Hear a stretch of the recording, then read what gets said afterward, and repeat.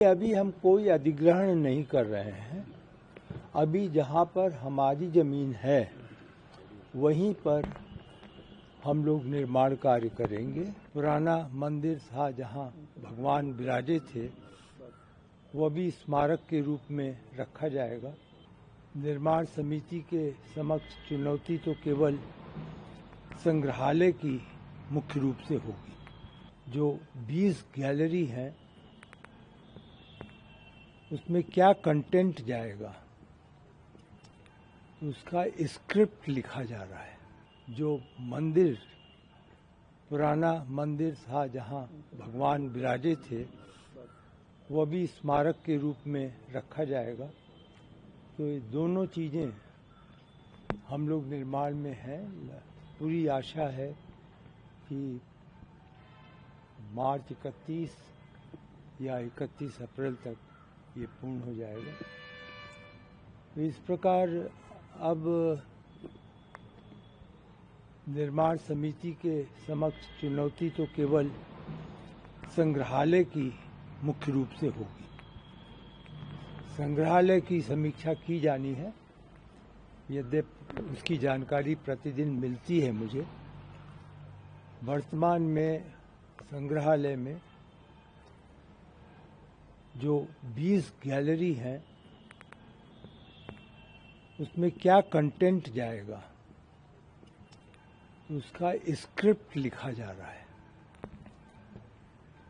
और जो एक हनुमान जी का वहाँ पर अलग से गैलरी है, IIT चेन्नई जो निर्माण कर रहे हैं, वह लगभग 30 सितंबर को पूर्ण हो जाएगा।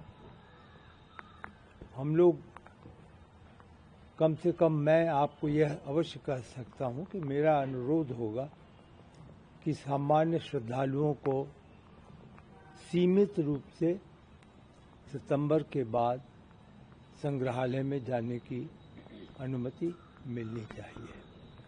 आपका स्वाभाविक प्रश्न होगा कि मंदिर में जो सभी निर्माण कार्य हैं तो श्रद्धालु वहाँ पर कब जाएंगे। तो कल मेरी चर्चा हुई थी श्री चंपत राय जी से और ट्रस्ट के अन्य लोगों से, और पुनः मैंने कहा कि अब श्रद्धालुओं को अनुभव के लिए भी ये आवश्यक है कि धीरे धीरे छोड़ा जाए, लोग जाएं सभी जगहों पे। तो यह निर्णय लिया गया है कि महामहिम राष्ट्रपति जी की यहाँ पर यात्रा के बाद जो 19 मार्च को है, उसके बाद निश्चित रूप से श्रद्धालुओं को प्रारंभ में लगभग 1000 से 1500 लोगों को पास की व्यवस्था से सभी स्थानों के दर्शन करने की अनुमति दी जाएगी। बाबू जी, इसके अलावा रामकथा संग्रहालय में जो श्रद्धालु जाएंगे दर्शन करने, उनके लिए क्या व्यवस्था रहेगी? उनको भी पास बनवाना पड़ेगा या ऐसे ही जा सकते? नहीं, ये इस बारे में चर्चा चल रही है। कुछ गैलरी में हो सकता है कि टिकट लगाना पड़े, लेकिन सामान्य रूप से संग्रहालय में जाने के लिए अलग से कोई पास नहीं बनाया जाएगा, वह तो खुला रहेगा।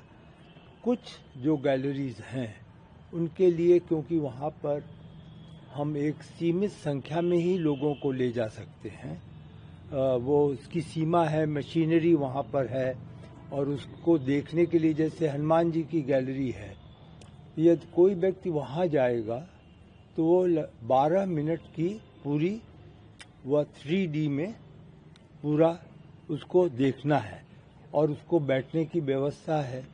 तो जितनी सीटें होंगी उतने ही लोग जा सकते हैं।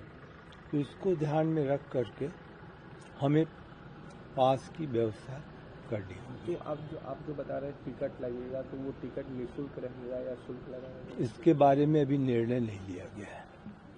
बाउंड्री वाल को लेकर के क्या कुछ और भी जमीनों पर चोरी बाजार क्षेत्र है तमाम, तो उनको अधिग्रहण का कुछ ऐसा? नहीं, अभी हम कोई अधिग्रहण नहीं कर रहे हैं। अभी जहाँ पर हमारी जमीन है वहीं पर हम लोग निर्माण कार्य करेंगे।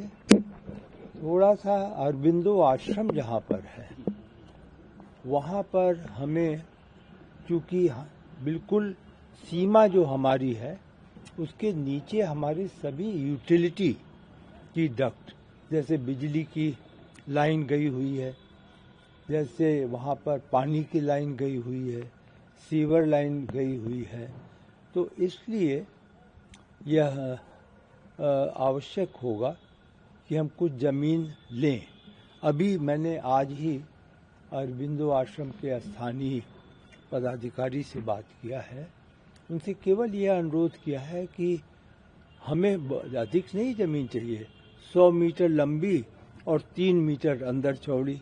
तो अगर वो हमें दे देंगे तो उसका लाभ ये होगा कि हमें फिर यूटिलिटी को हटाना नहीं पड़ेगा और उसके छोड़ करके हम बाउंड्री वॉल बना लेंगे।